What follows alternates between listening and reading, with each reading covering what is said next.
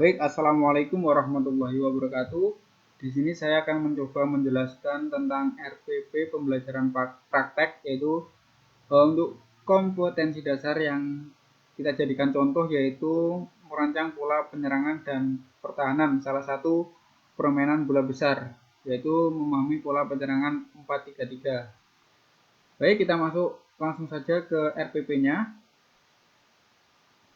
Untuk RPP ini ada 3 tahap, yaitu yang pertama kegiatan pendahuluan, yang kedua selanjutnya nanti ada kegiatan inti, dan terakhir kegiatan penutup.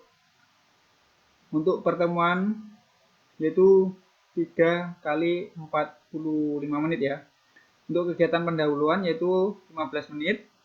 Di sini tugas guru yaitu memberikan orientasi, aperpepsi, motivasi, dan pemberian acuan.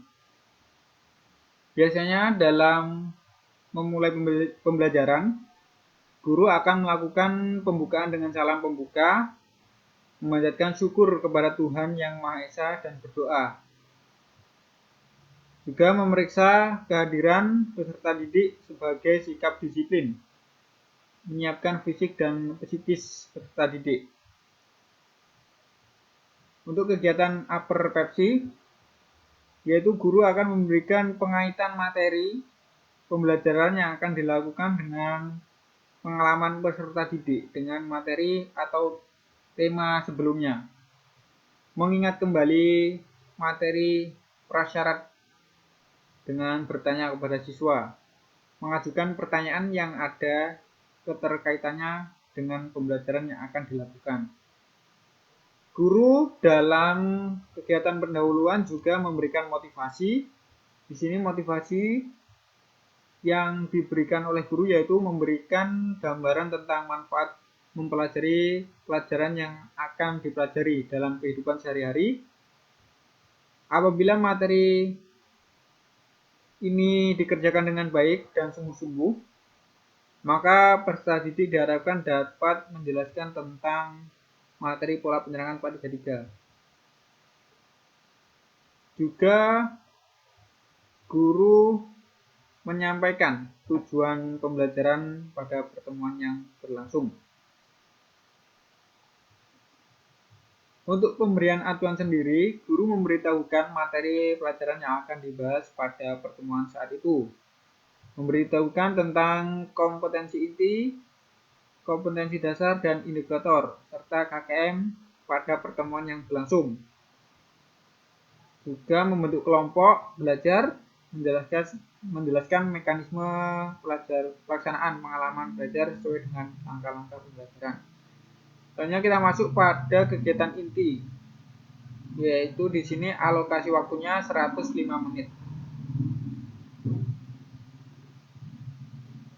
Untuk kegiatan inti, pertama yaitu stimulation, yaitu pemberian rangsangan. Kegiatannya yaitu literasi. Peserta didik diberi motivasi atau rangsangan untuk memusatkan perhatian kepada topik materi pola penyerangan 4-3-3, yaitu dengan cara-caranya melihat. Guru di sini menampilkan video atau gambar yang berkaitan dengan pola penyerangan 4-3-3. Selanjutnya, siswa akan mengamati lembar kerja materi pola penyerangan 4-3-3, pemberian contoh-contoh materi pola penyerangan 4-3-3 untuk dapat dikembangkan peserta didik dari media interaktif. Kemudian peserta didik di sini juga akan membaca. Kegiatan literasi ini dilakukan di rumah atau di sekolah dengan membaca materi dari buku paket atau buku-buku penunjang lainnya yang berkaitan dengan pola penyerangan 4-3-3. Peserta didik juga akan menulis resum dari hasil pengamatan dan bacaan terkait pola penyerangan 4-3-3.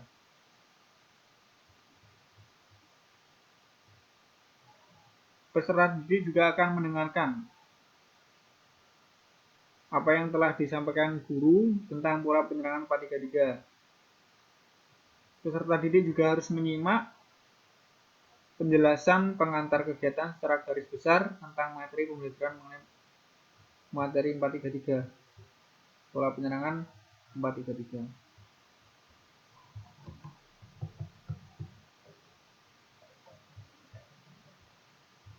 Selanjutnya yaitu problem statement, pertanyaan atau identifikasi masalah.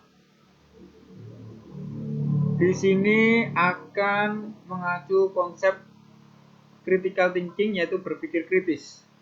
Guru memberikan kesempatan pada peserta didik untuk mengidentifikasi sebanyak mungkin pertanyaan yang berkaitan dengan gambar yang telah disajikan.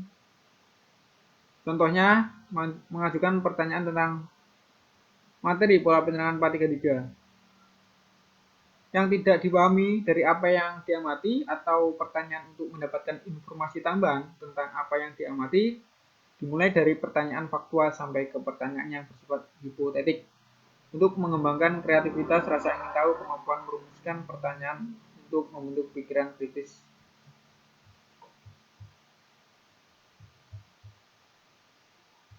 Selanjutnya ada data collection, pengumpulan data.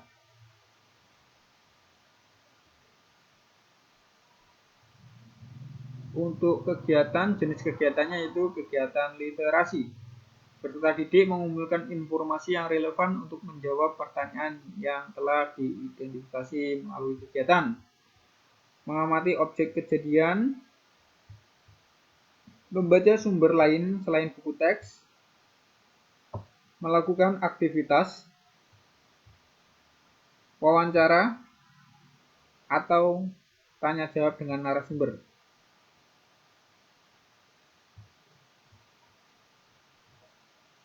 Kemudian peserta didik juga harus berkolaborasi atau bekerja sama. Dalam kolaborasi ini peserta didik dibentuk dalam beberapa kelompok untuk pertama, mendiskusikan tentang pembahasan contoh dalam buku paket mengenai materi pola penyerangan 433. Kemudian juga mengumpulkan informasi, mencatat informasi tentang materi pola penyerangan 433 yang telah diperoleh pada buku catatan dengan tulisan yang rapi dan menggunakan bahasa Indonesia yang baik dan benar. Selanjutnya peserta didik dituntut juga untuk mempresentasikan ulang apa yang telah mereka dapat dari diskusi. Selanjutnya akan terjadi juga saling tukar informasi tentang materi pola penyerangan 433 dari masing-masing kelompok. Ini penjelasannya. Dengan ditanggapi aktif oleh peserta didik dari kelompok lainnya, sehingga diperoleh sebuah pengetahuan baru yang dapat dijadikan sebagai bahan diskusi kelompok kemudian. Dengan menggunakan metode ilmiah yang terdapat pada buku pegangan peserta didik atau pada lembar kerja yang disediakan dengan cermat untuk mengembangkan sikap teliti, jujur, sopan, dan saling menghargai pendapat orang lain. Selanjutnya yaitu proses pengolahan data processing, dapat dilakukan dengan kolaborasi, kerjasama, dan prinsip critical thinking, berpikir kritis, yaitu peserta didik dalam kelompoknya berdiskusi mengelola data hasil pengamatan dengan cara berdiskusi tentang pola penyerangan 433, mengelola informasi dari materi pola penyerangan 433 yang sudah dikumpulkan dari hasil kegiatan pertemuan sebelumnya maupun hasil dari kegiatan mengamati dan kegiatan mengumpulkan informasi yang sedang berlangsung dengan bantuan pertanyaan-pertanyaan pada lembar kerja. Dan peserta didik juga mengerjakan beberapa soal mengenai materi pola penyerangan 433. Selanjutnya pembuktian. Di sini konsepnya yaitu critical thinking, berpikir kritis. Peserta didik diperintahkan untuk berdiskusi tentang hasil pengamatannya dan memverifikasi hasil pengamatan dengan data-data atau teori pada buku sumber melalui kegiatan untuk menambah keluasan dan kedalaman sampai kepada pengolahan informasi yang bersifat mencari solusi dari berbagai sumber yang mereka dapat.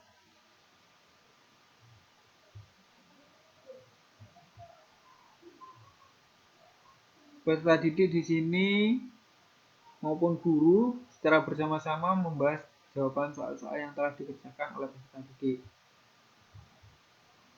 Nah, untuk selanjutnya yaitu generalization, yaitu menarik kesimpulan dengan konsep communication. Berkomunikasi, peserta didik berdiskusi untuk menyampaikan hasil diskusi tentang materi pola penerangan 433 berupa kesimpulan berdasarkan hasil analisis secara lisan, tertulis, dan media lainnya. Mempresentasikan hasil diskusi kelompok secara klasikal tentang materi pola penerangan 433, mengemukakan pendapatnya atas presentasi yang dilakukan tentang materi pola penerangan 433 dan ditanggapi oleh kelompok yang mempresentasikan, bertanya atas presentasi tentang materi pola penerangan 433 yang dilakukan dan peserta didik lain diberi kesempatan untuk menjawabnya. Kemudian konsep kreativitas yaitu menyimpulkan tentang poin-poin penting yang muncul dalam kegiatan pembelajaran yang baru dilakukan, yaitu laporan hasil pengamatan secara tertulis tentang materi penyerangan 433, menjawab pertanyaan tentang materi pola penyerangan 433 yang terdapat pada buku pegangan peserta didik, bertanya tentang hal yang belum dipahami, atau guru melemparkan beberapa pertanyaan kepada siswa berkaitan dengan materi pola penyerangan 433, menyelesaikan uji kompetensi untuk materi pola penyerangan 433 yang terdapat pada buku pegangan peserta didik. Di sini ada catatan, yaitu selama pembelajaran pola penerangan 433 berlangsung, guru mengamati sikap siswa dalam pembelajaran yang meliputi sikap nasionalisme, disiplin, rasa percaya diri, berperilaku jujur, tangguh menghadapi masalah dan bertanggung jawab, rasa ingin tahu, peduli lingkungan. Untuk tahap selanjutnya yaitu kegiatan penutup selama 15 menit. Di sini tugas peserta didik yaitu membuat resume dengan bimbingan guru tentang poin-poin penting yang muncul dalam kegiatan pembelajaran tentang materi pola penerangan 433. Mengagendakan pekerjaan rumah untuk materi pola penerangan 433. Mengagendakan materi atau tugas proyek produk portofolio untuk unjuk kerja yang harus mempelajari pada pertemuan berikutnya. Sedangkan tugas guru sendiri yaitu memeriksa kerjaan siswa yang selesai langsung diperiksa untuk materi pelajaran pola penerangan 433. Peserta didik yang selesai mengerjakan tugas proyek produk portofolio atau unjuk kerja dengan benar diberi paraf serta diberi nomor urut peringkat untuk penilaian tugas. Dan terakhir, memberikan penghargaan untuk materi pelajaran pola penerangan 433 kepada kelompok yang memiliki kinerja yang baik dan memiliki kerjasama yang baik pula. Baik, itu penjelasan dari contoh RPP kegiatan praktik. Ya, sekian dari saya. Kurang lebihnya mohon maaf. Wassalamualaikum warahmatullahi wabarakatuh.